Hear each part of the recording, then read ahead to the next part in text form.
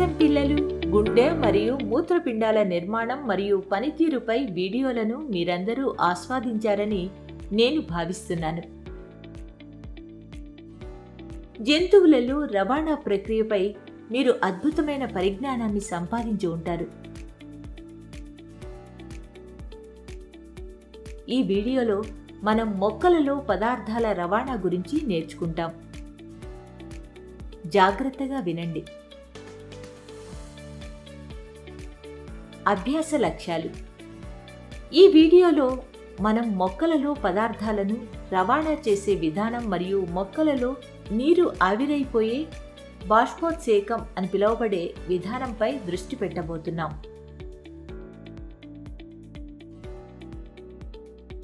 కీలక పదాలు: పోషక కణజాలం,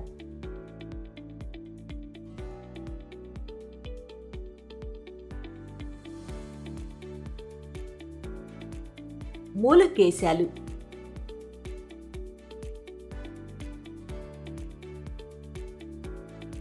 కణజాలం,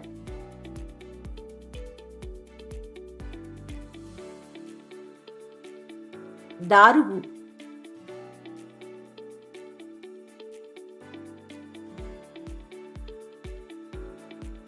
బాష్పోత్సేకం,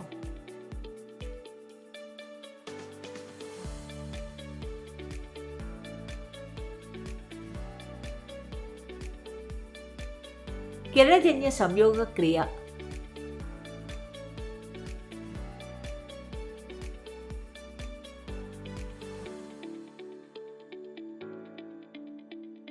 ప్రసరణ కణజాలం,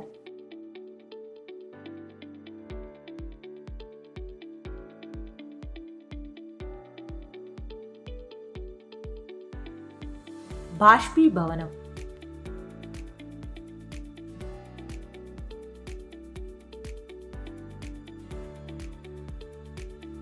భావనాపటం,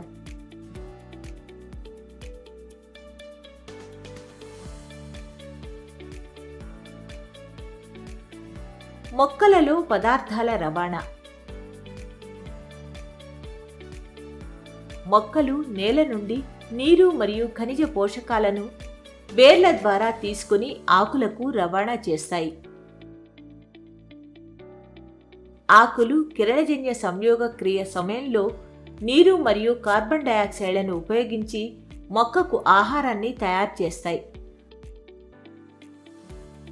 ఆహారం ప్రధాన శక్తి వనరు మరియు మొక్క యొక్క ప్రతి కణం కిరణజన్య సంయోగ క్రియ ద్వారా గ్లూకోజ్ను విచ్ఛిన్నం చేస్తూ శక్తిని పొందుతుంది. కణాలు ఈ శక్తిని ముఖ్యమైన జీవ ప్రక్రియలను నిర్వహించడానికి ఉపయోగిస్తాయి. అందువల్ల జీవి యొక్క ప్రతి కణానికి ఆహారం తప్పనిసరిగా అందుబాటులో ఉండాలి. వేరు ద్వారా గ్రహించిన నీరు మరియు పోషకాలు ఆకులకు రవాణా చేయబడతాయి.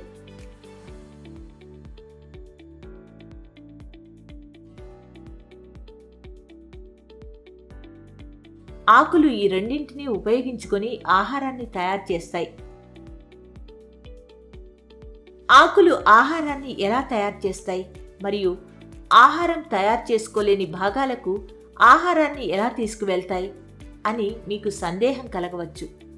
మొక్కలు వేర్ల నుండి నీరు మరియు ఖనిజాలను గ్రహిస్తాయి. వేర్లకు మూలకేశాలు ఉంటాయి.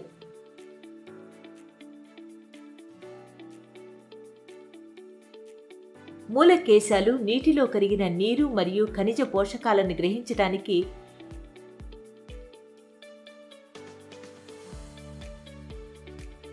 వేర్ల యొక్క ఉపరితల వైశాల్యాన్ని పెంచుతుంది. మూలకేశాలు మట్టి కణాల మధ్య ఉండే నీటితో సంబంధం కలిగి ఉంటాయి. మొక్కలు నేల నుండి నీరు మరియు పోషకాలను రవాణా చేయడానికి నాళాల వంటి నిర్మాణాలను కలిగి ఉంటాయి.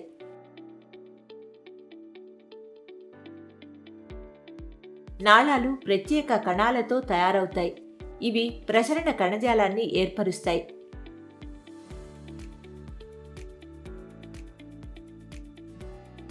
కణజాలం అంటే ఏమిటి? కణజాలం అనేది ఒక జీవిలో ప్రత్యేక విధులను నిర్వహించే కణాల సమూహం.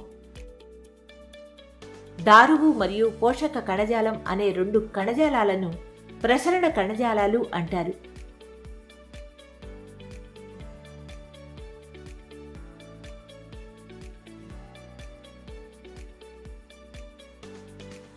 మొక్కలోని నీరు మరియు పోషకాల రవాణాకు ఉపయోగపడే ప్రసరణ కణజాలాన్ని దారువు అని, మరియు తయారు చేసిన ఆహారాన్ని రవాణా చేయడానికి సహాయపడే కణజాలాన్ని పోషక కణజాలము అని పిలుస్తారు.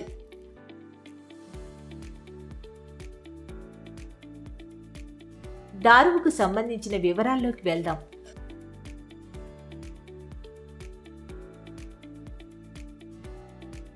దారువు అన్నది కాండం మరియు కొమ్మల ద్వారా ఆకులకు వేర్లను అనుసంధానిస్తూ ఒక నిరంతర కణజాలాన్ని ఏర్పరుస్తుంది. తద్వారా మొక్కలోని ప్రతి భాగానికి నీటిని సరఫరా చేస్తుంది. మీ అందరికీ తెలుసు, ఆకులు నీరు, కార్బన్ డయాక్సైడ్ మరియు సూర్యరశ్మి సహాయంతో ఆహారాన్ని సంశ్లేషణ చేస్తాయని.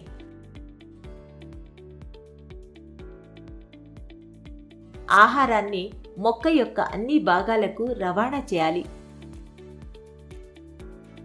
పోషక కణజాలము అని పిలువబడే ప్రసరణ కణజాలం ఈ ప్రక్రియను చేస్తుంది.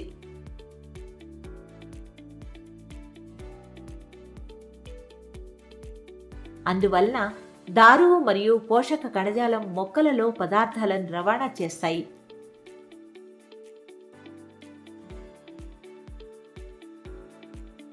నీరు వేర్ల నుండి ఆకులకు, అక్కడి నుంచి వాతావరణంలోకి ఎలా వెళ్తుందో తెలుసుకోవాలనుకుంటున్నారు కదూ?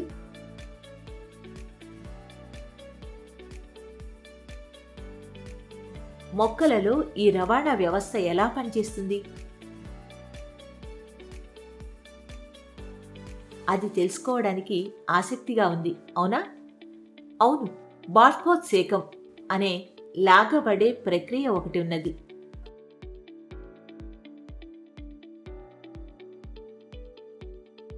బాష్పోత్సేకం అనే ప్రక్రియ ద్వారా మొక్కలు చాలా నీటిని విడుదల చేస్తాయని మీకు ఇప్పటికే తెలుసు.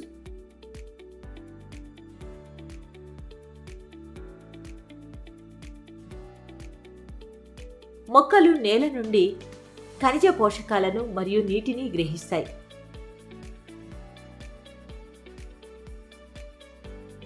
గ్రహించిన మొత్తం నీటిని మొక్కలు ఉపయోగించుకోవు. బాష్పోత్సేకం అనే ప్రక్రియ ద్వారా ఆకుల ఉపరితలంపై ఉన్న పత్ర రంధ్రాల ద్వారా నీరు ఆవిరైపోతుంది.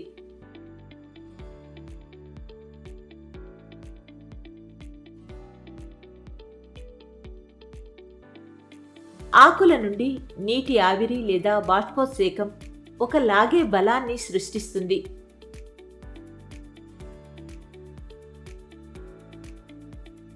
దీనివల్ల పొడవైన చెట్లలో నీటిని చాలా ఎత్తు వరకు లాగగలదు.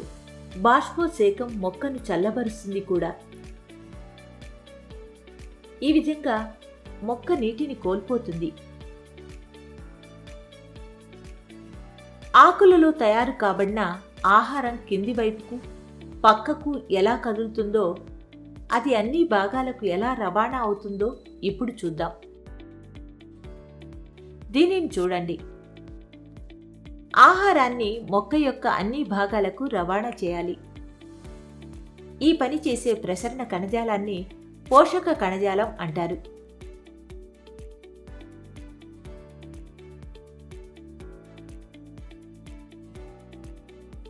అందువల్ల దారువు మరియు పోషక కణజాలం మొక్కలలో పదార్థాలను రవాణా చేస్తాయి.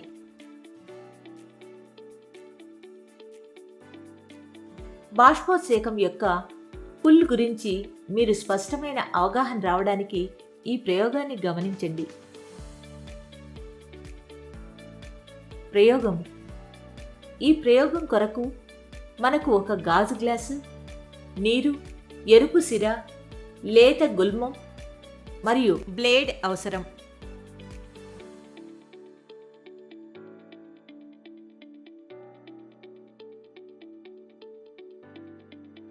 గ్లాసును 3/1 నీటితో నింపాలి. ఆ నీటిలో కొన్ని చుక్కల ఎర్రసిర వేయాలి. గుల్మం యొక్క కాండము మొదలను కత్తిరించి గ్లాస్లో ఉంచండి. దానిని మరుసటి రోజు పరిశీలించండి. గుల్మం యొక్క ఏదైనా భాగం ఎర్రగా కనిపిస్తుందా? ఒకవేళ అవును అయితే ఆ రంగు అక్కడికి ఎలా చేరిందని మీరు అనుకుంటున్నారు? మీరు కాండాన్ని కత్తిరించి కాండం లోపల ఎరుపు రంగును చూడవచ్చు. ఈ చర్య నుండి నీరు కాండంలో పైకి కదలటాన్ని మనం చూస్తాం. మరో మాటలో చెప్పాలంటే కాండం నీటిని ప్రసరింపజేస్తుంది. ఎరుపు సిరా మాదిరిగానే నీటిలో కరిగిన ఖనిజాలు కూడా నీటితో పాటు కాండం పైకి కదులుతాయి. నీరు మరియు ఖనిజాలు కాండం లోపల ఇరుకైన గొట్టాల ద్వారా ఆకులు మరియు మొక్కల ఇతర భాగాలకు వెళ్తాయి.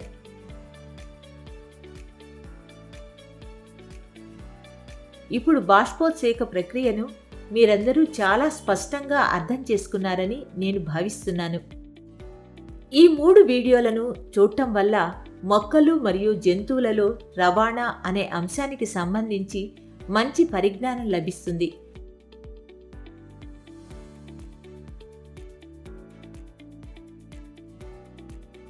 వాతావరణం మరియు శీతోష్ణ స్థితి అనే అంశానికి సంబంధించిన వీడియోల యొక్క తర్వాతి భాగాలకు సిద్ధంగా ఉండండి. అంతకంటే ముందు గుర్తుంచుకోవలసిన అంశాలు: మొక్కలు నేల నుండి నీరు మరియు ఖనిజ పోషకాలను వేర్ల ద్వారా తీసుకుని ఆకులకు రవాణా చేయడానికి నాళాల లాంటి నిర్మాణాలను కలిగి ఉంటాయి. కణజాలం అనేది ఒక జీవిలో ప్రత్యేక విధులను నిర్వహించే కణాల సమూహం. మొక్కలో నీటి ప్రసరణ కోసం ఉండే కణజాలాన్ని దారువు అని మరియు ఆహారాన్ని రవాణా చేసేదాన్ని పోషక కణజాలం అని పిలుస్తారు.